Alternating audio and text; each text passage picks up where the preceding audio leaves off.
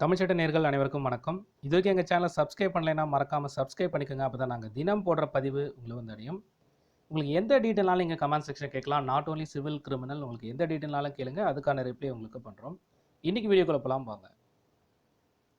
Appeal by state government CrPC section 377 பற்றி பார்க்க போகிறோம்.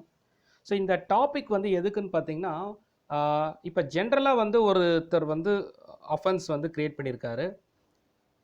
கம்ப்ளைண்டர் இருப்பார். அவர் வந்து என்ன அஃபென்ஸோ அதை வந்து போலீஸ் ஸ்டேஷனில் கம்ப்ளைண்ட் பண்ணுறாரு. ஒரு எஃப்ஐஆர் ஜென்ரேட் ஆகுது. எஃப்ஐஆரின் பெயரில் அந்த வழக்கு தட் இஸ் வந்து அவர் இன்வெஸ்டிகேஷன் பண்ணுறாரு போலீஸ் ஆஃபீஸர்.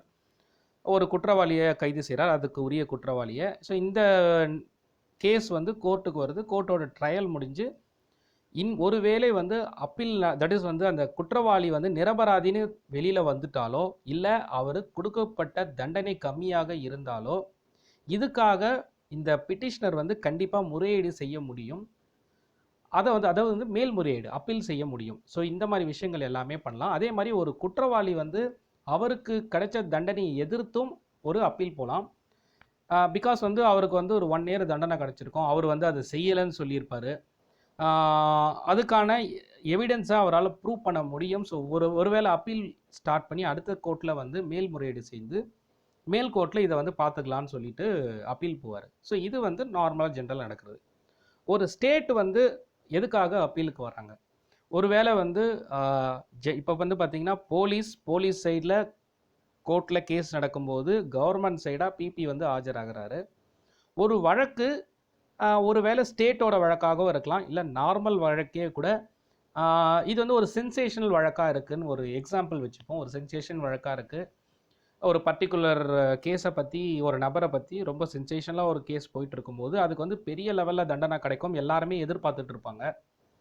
இப்போ நம்ம நாட்டில் பார்த்திங்கன்னா ஏகப்பட்ட வழக்கு வந்து நம்ம ரெகுலராக பார்த்துட்ருப்போம். ஸோ ஏதோ ஒரு ப்ரொட்டஸ்ட் நடக்குதுன்னு வச்சுக்கோங்க, ஏதோ ஒரு ஸ்ட்ரைக் நடக்குது. இதுக்கு வந்து ஒரு பெரிய ஆர்ப்பாட்டம் நடக்கும்போது ஒரு பர்டிகுலர், இப்போ ஃபார் எக்ஸாம்பிள் மெடிக்கல் சீட்டுக்கே கூட ஒரு எக்ஸாம்பிள் எடுத்துப்போம். ஸோ ஏதோ ஒரு முறைகேடு நடந்திருக்கு, அவங்களுக்கு வந்து ஒரு தண்டனை கொடுக்கணும் அப்படின்னு நினச்சிருக்காங்க. அப்போ அந்த தண்டனையோட பனிஷ்மெண்ட் வந்து ரொம்ப லெஸ்ஸராக கிடைக்குது. ஒருவேளை லைக் வந்து 14 years கிடைக்கும் ஒரு தவறு செஞ்சவர் நினைக்கும் போது 5 years தான் கிடைக்குது.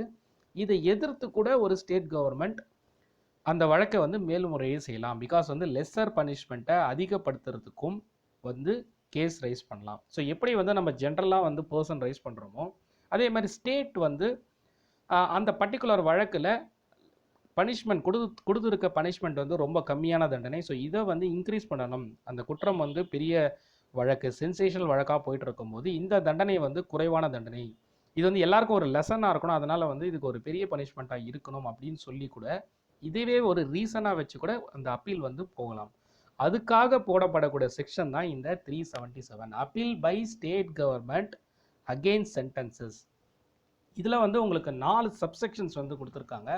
ஸோ ரீசன்ஸ் வந்து பார்த்திங்கன்னா, any magistrate R session court even from session court to high court இந்த கேஸை வந்து அப்பீல் பண்ணி அதுக்கான தீர்வை காண முடியும். இன்கேஸ் வந்து ஒரு டெத் சென்டென்ஸ்க்கு இல்லை லைஃப் சென்டென்ஸ் கொடுக்க வேண்டிய ஒரு கேஸில் லெஸ் தென் 7 years பனிஷ்மெண்ட் கொடுத்துருக்காங்க, அந்த லைஃப் சென்டென்ஸை வாங்கணும்னு சொல்லி ரைஸ் பண்ணனாலும் கூட ஃபார் எக்ஸாம்பிள் 379 அந்த கேஸை வந்து ரைஸ் பண்ண முடியும்.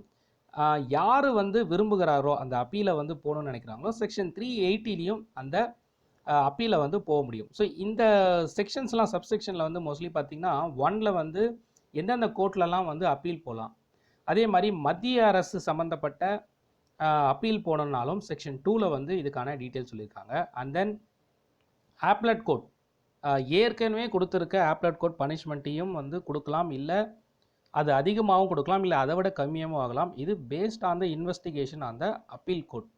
ஸோ இதுதான் வந்து இந்த பர்டிகுலர் செக்ஷனில் ரொம்ப கிளியராக சொல்லியிருக்காங்க.